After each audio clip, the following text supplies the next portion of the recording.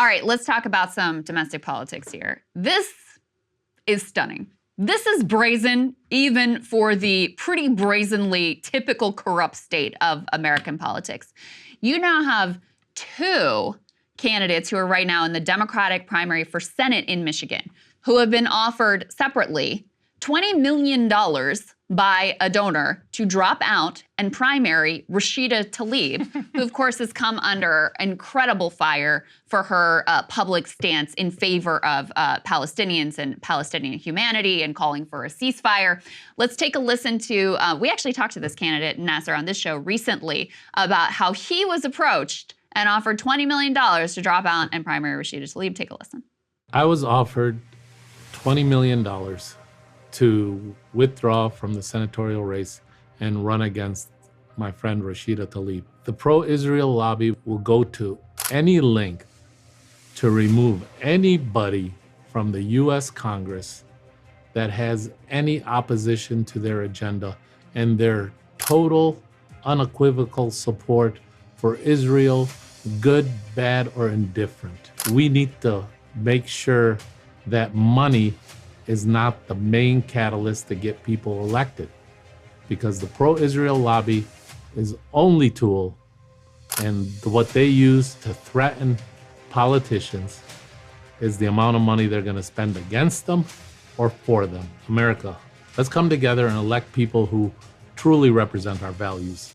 So the other candidate was a gentleman named Hill Harper. Put this up on the screen. Another Senate candidate in Michigan who Politico originally got this report that he was offered $20 million to drop out and run against Rashida Tlaib. He confirmed the story. He says, I didn't intend for a private phone call to turn public, but now that it has, here's the truth.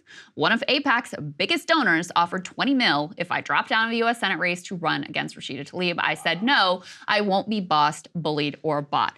One of the crazy things here, too, by the way, and AIPAC denies, I should add, he says the group was absolutely not involved in any way in this matter. Our records indicate this individual has not contributed to AIPAC in over a decade. So that's their side of the story. But one of the really crazy things about this, Saagar, is that both Hill Harper and Nasser Beydoun, they both are like calling for a ceasefire and standing up for Palestinian civilians being killed right now.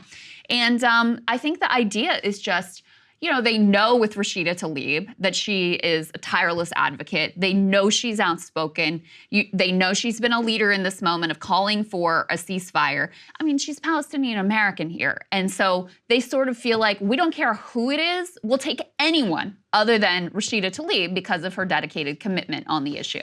Yeah, I mean, I think that this is really just a matter of we do it because we can. And it's one of those where they want to take her out just to show that it is possible. It's like to teach a lesson. Warning shot, yeah. Absolutely. Listen, I don't like Rashida Tlaib. I think she's actually incredibly, I think she's done a disservice to her own Palestinian cause, but we could talk about that in a different way. Wildly disagree with that. Well, I mean, she's just conducted herself in a ridiculous manner, and she's honestly just fulfilled, like, in my opinion, the worst characteristics of totally being unable to. No, that is not true. I mean she's condemned. She's condemned the Hamas atrocities. That's not what we're talking about. She's been standing up for ceasefire and Palestinian civilians. I think her she's been inability incredibly courageous to correct the record on the hospital attack just fulfilled the wildest dreams.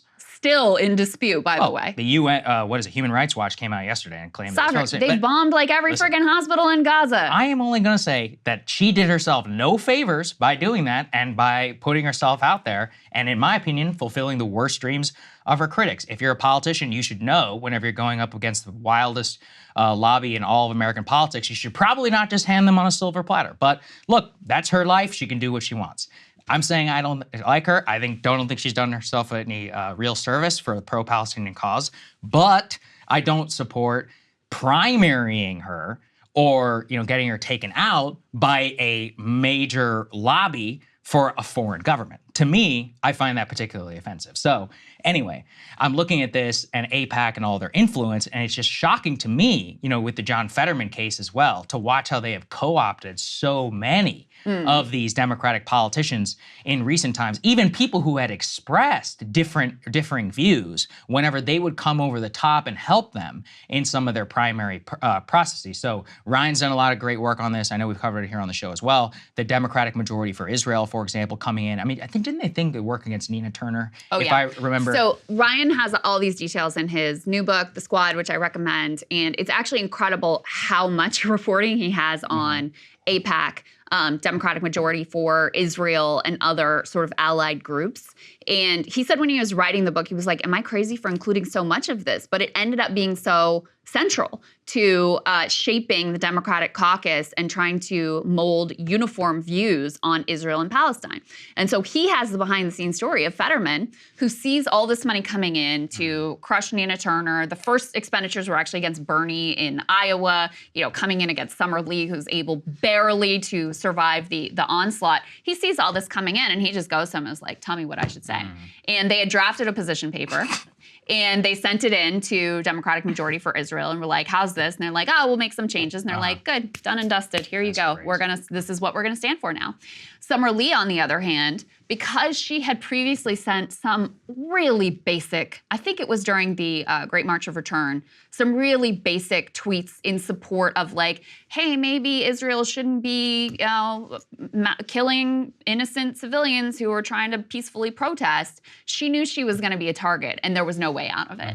And she was open with Ryan about that. Like in her head, if there was a way of pulling the John Fetterman, it wasn't that she was like, oh, I would never do that. She was like, I knew it wouldn't work because I was already a target.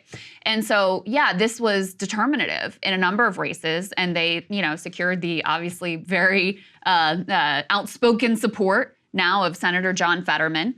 And now they've said that they're going to spend even more money going forward, and we see these incredibly clumsy and naked attempts. And by the way, potentially illegal, because you can't just give a candidate $20 million.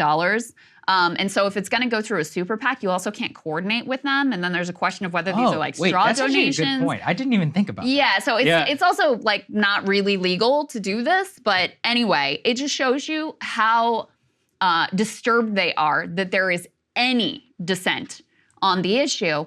And the other thing that comes through in Ryan's book, which is really interesting too, is this is the one time when the Squad has actually really stood up to Democratic leadership and President Biden. And a lot of it is because, Rashida Tlaib, obviously this is an issue she was passionate about. Ilhan Omar, obviously an issue she was passionate about. AOC really didn't know anything about Israel and Palestine. Admittedly, she admitted to that coming in. And Summer Lee, same thing. This wasn't like a major focus of her, but because the adversaries were so fierce, it really sort of hardened them in their positions. Because they know they're never going to win them over. So they're like, well, why not just say what I actually think, since there's no way I'm going to keep these people from trying to primary me and destroy my political career. Absolutely. And I think it's a human thing on any level. If someone's going to be like, hey, screw you, you're like, well, hold on a second. I'm maybe going to think a little bit for myself. And if you're going to come out oppositional from the gate, remember that horrible, what was it, the AOC firing line interview? This happened like right after she was elected. She looked like such an idiot. Yeah. Throughout it. But to underscore your point, we have this tweet from Mark Pocan, the congressman who's from the Progressive Caucus. Let's put it up there.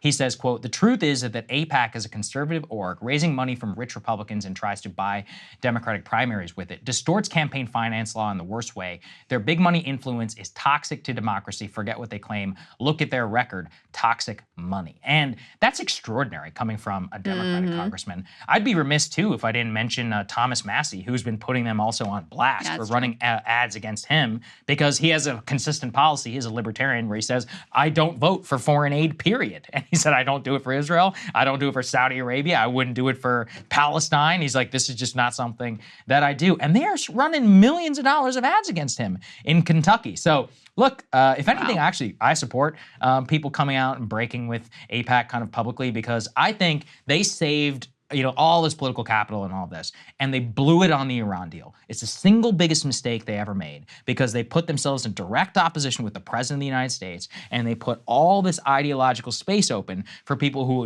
agreed with the Iran deal and Democrats, and then they tarred them as anti-Israel. And they're like, well, if you're going to tar me as anti-Israel, I'm going to say what I actually think. And anti-Semitic. Well, that came a little bit later, and that came now. And now we have Rashida Tlaib, Ilhan Omar, and others, and you have an entire generation of younger people, too, who, it drives me crazy. People are like, she's pro-Hamas. Okay, as I just laid out here, I think she conducts herself like a fool.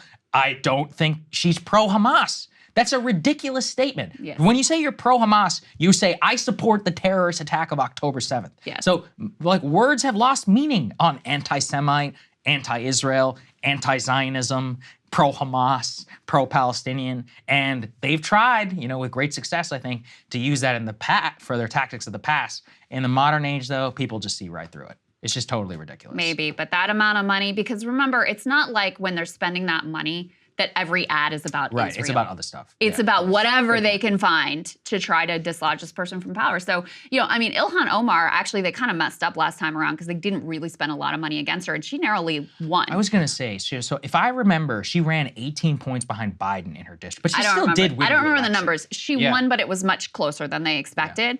And so a lot of these members who have supported a ceasefire, they have a target on their back. And, they're denying the 100 million number that got reported of the amount of money that they're going to flood into these races. But, it's not something to sneeze at. And clearly they're making an aggressive effort to try to make sure that there is no sentiment in favor of Palestinian statehood or criticism of the Israeli government, or certainly, the current moment calling for a ceasefire. And it is remarkable because you remember Ilhan Omar put out that tweet. Remember, it's all about the Benjamins with regard to AIPAC money, and she was censured for that, and it was a whole thing.